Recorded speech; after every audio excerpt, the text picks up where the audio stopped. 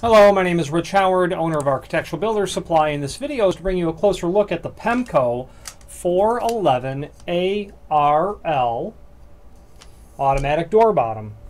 This is a short 24-inch piece, so it's somewhat unusual only because of its length, but it's very, very typical in the type of item that it is, being an automatic door bottom.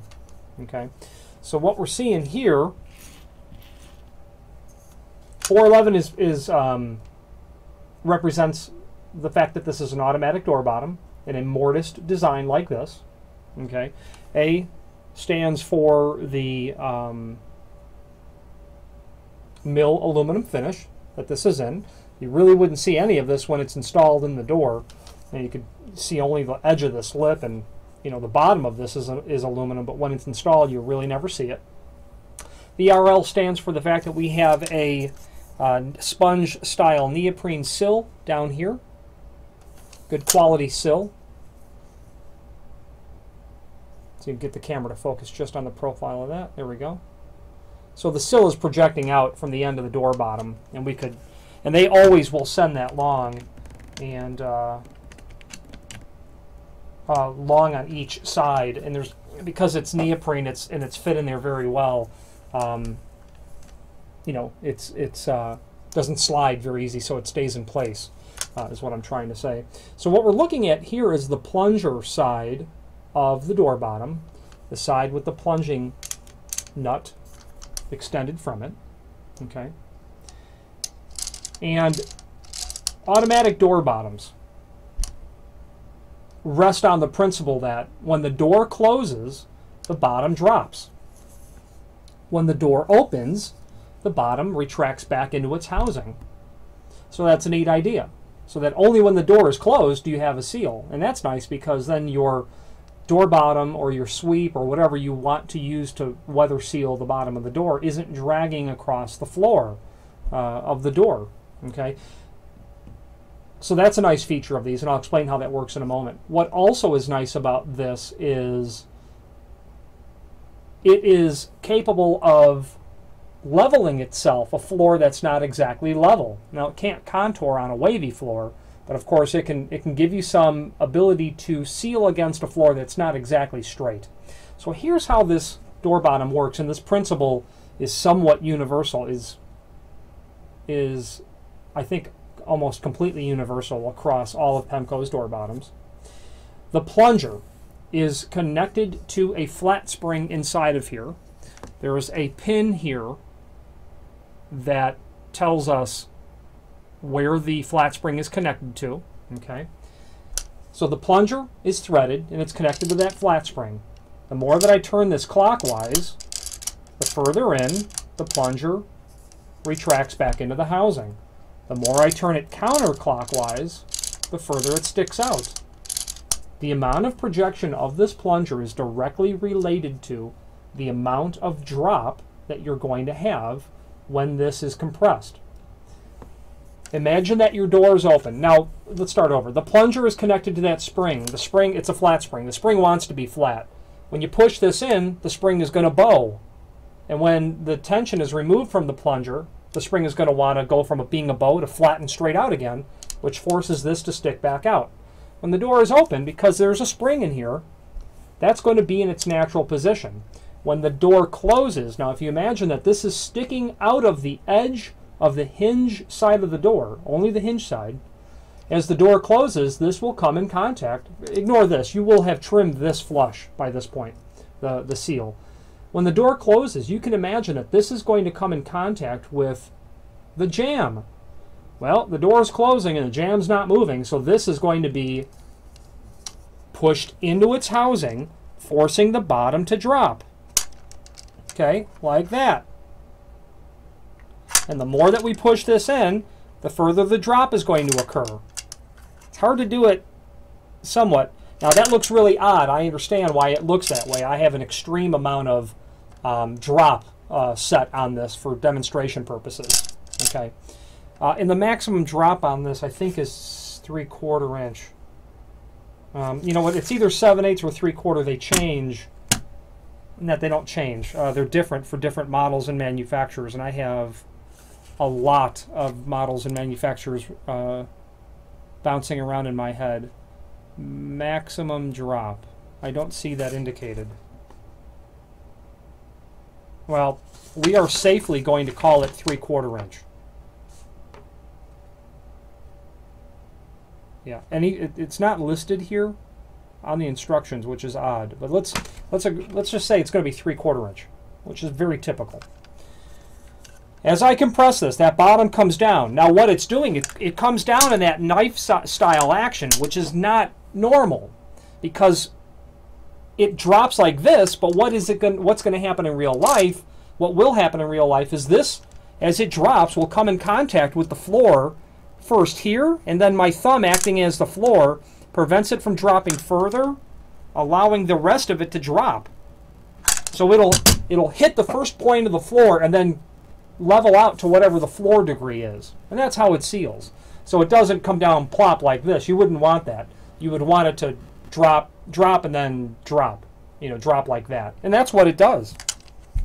These sorts of door bottoms have been in existence for decades, several decades, and they're just great. They work really good. They're very simple in their design. They don't fail. They're just simple items.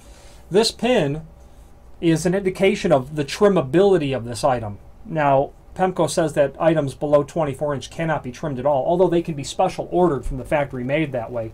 But on typical items, typical door bottoms, you can cut them down. A maximum of 2 inch.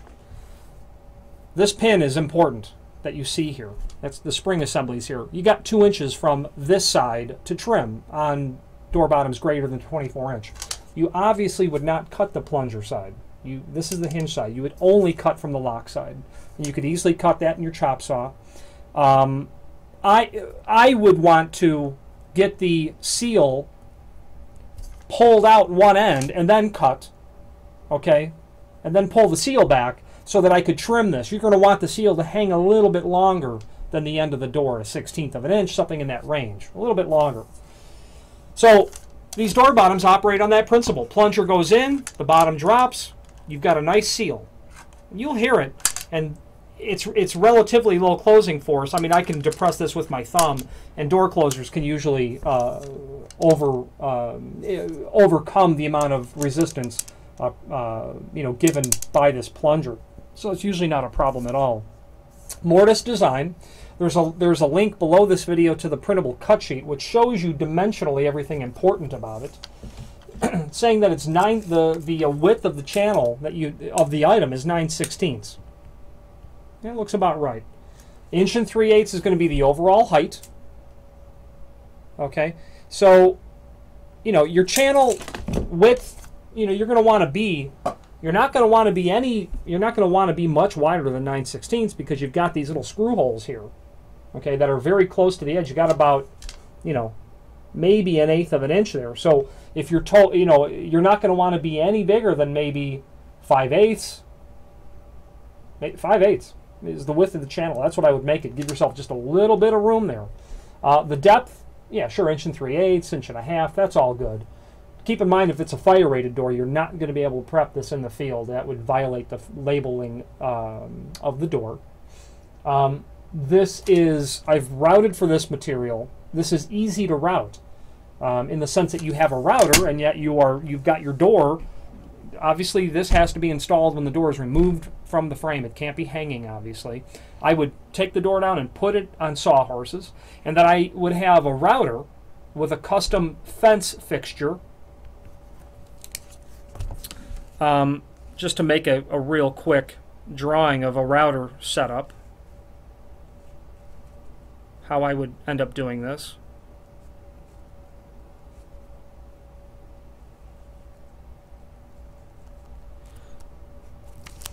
You've got your router here, okay, your 2 handles, and then your base down here. Now what I would end up doing is taking that base and attaching, if you've got several of these to make, I would end up taking a piece of angle and I would bolt it to the base like this, such that when I turned the router this way, I've got this flat edge that's actually sliding across the face of the door, and you might want to protect your door with a piece of laminate or tape or whatever. And obviously a you know, an adjustable a plunge router is what you're going to want. I forgot the word plunge. And then you will take this, and with this acting as the reference point for the top of the door, as it's on sawhorses, okay, the top of the door, you're setting the depth, and obviously the location of this, where you attach it to your base and to the face of the base, is going to be directly related such that you get the router bit right in the center of the door, so you'll have to lay that out. And if you're going to do a handful of these doors, yes, make yourself a custom fixture. And there's companies that make them. Well, I can't think of a name, but there's companies that make woodworking tools that could probably help you with the fixture. And you would put that, you would rest that assembly on the top of your door, go in a 3/16 of an inch, and route all the way down. And obviously you're going to want the diameter of the bit to be correct. Otherwise you'll have to reposition your fence, your angle on the face of the base plate, face of the router base. Okay, so if you've got a 5/8 bit, and that your dimension when you place it on the door, and the center line of the router bit is the center line of this channel, come in a little bit, route. Take it off, set your router back down, go in a little bit deeper, and you continue to do that till you get a nice clean channel. That, you know, if I was going to do one of these, a router is just my preferred weapon of choice. Especially if you're going to do more than one. It's just the only way to go, and it's completely professional looking results, even though you really won't see much of it. Now, moving on, you're going to have this whole assembly sticking out of the edge of the door. They're going to include a dress plate, 2 colors, this dark bronze here and then over here. That's going to go right like that over the edge of the door so that you don't see any of this. Okay, obviously attaching that to the edge of the door in this seal, you know, you might need to, if you wanted that seal to stick out, you might want to modify this plate by cutting it. Then of course there's going to be a blank plate for the opposite end for your lock side over here. You might want to modify it if you're going to have this hang out. You're going to get screws to attach the bottom of the door bottom, just like a number 6 by 3/4 round head screw. You're going to get nails for all this stuff to nail it onto the bottom of the door, and you're going to get this like number 10 flathead wood screw. Okay, that you're going to mount to the jamb in the exact area where this plunger is going to be constantly making contact with. Over time, this would eat up your wood frame. So this and this are going to make contact together, this screw, and that's how that's going to work. Great little item. Pemko is a full-line manufacturer, comprehensive manufacturer of all things weather stripping and other items. Good quality people, good quality products, you know, especially dollar for dollar. Very good quality value in my opinion. That sponge neoprene, you can buy these seals separately. Over time, this will fatigue. Over a great amount of time, it will fatigue. You can buy these separately and replace that. Unusual to do so, but nonetheless, Pemko does sell the replacement seals separately. If you have any questions on the Pemko 411ARL automatic door bottom or any other Pemko product, please feel free to reach out to us. Thank you.